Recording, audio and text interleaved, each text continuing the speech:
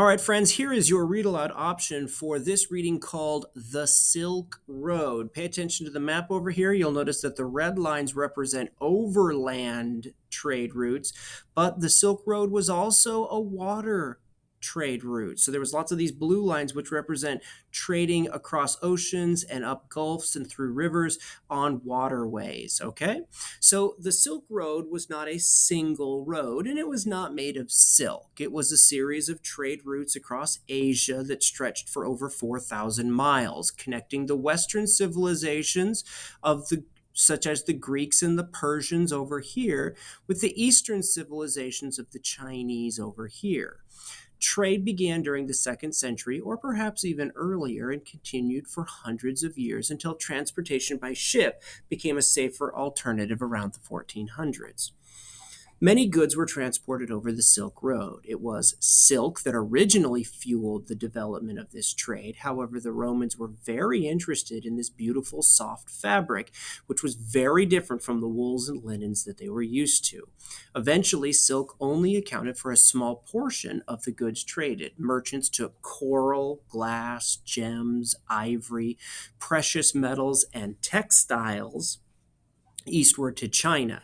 China especially prized Roman gold. They also brought rare plants and animals such as falcons, gazelles, hunting dogs, leopards, lions, ostriches, parrots, and peacocks. Traveling westward were traders with bronze, ceramics, cinnamon and other spices, fur, iron, jade, that green stone, lacquer, tea, and even rhubarb. Traveling this route was very dangerous for caravans. Parts of the Great Wall of China were built to help protect the travelers on what would later become the Silk Road. Harsh weather conditions are found along much of the Silk Road, from scorching deserts to freezing mountain passes.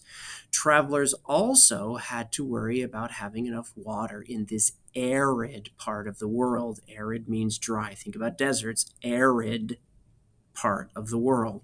Blinding sandstorms could strand caravans for days. Crossing high mountains could lead to altitude sickness. Probably the greatest danger faced by those traveling the Silk Road were bandits.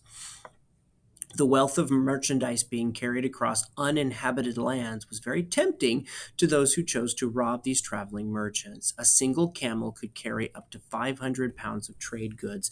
To avoid thieves, caravans banded together and hired armed guards. As many as 1,000 camels might be grouped together for the journey. Chances were good, however, that not all the members of the caravan would survive the trip. For this reason, many who traded on the Silk Road began using boats and waterways to carry goods. These routes were also known as the Silk Road. Very few travelers traded the whole route, as it took over a year just to go one way. In fact, there are no records of Chinese businessmen making it to Europe. Usually, merchants ventured only part of the way, then sold their goods to another trader.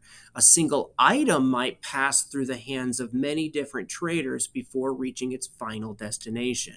Many goods never made it to the end of the route, ending up somewhere in the middle of Asia instead. Sometimes lost, sometimes stolen, sometimes just bought by somebody. Trade goods were not the only things that passed along the Silk Road. Religion, especially Buddhism, was spread along the corridor as well.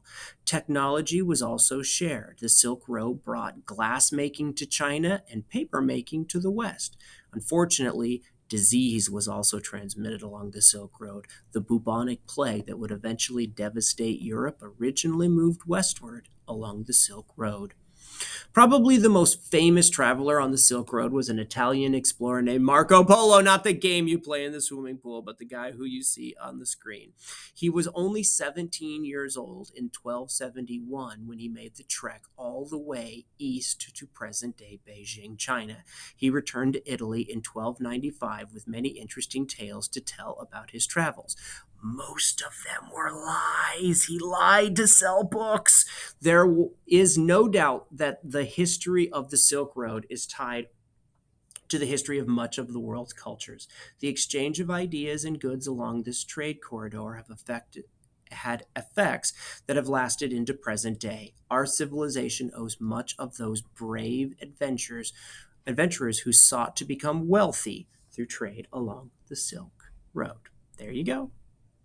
Make sure you're doing all of this. Bold words from the reading, like wealthy means rich. Find the rest of them. Answer these questions from the text. 5 dangers. When you get down here to the analogy, remember an analogy is a comparison use of 2 things to show their similarities. Some are easy, like short is to light, as long is to heavy. Do you see how short and long are opposites? Light and heavy are opposites. How about bee is to hive as bear is to den?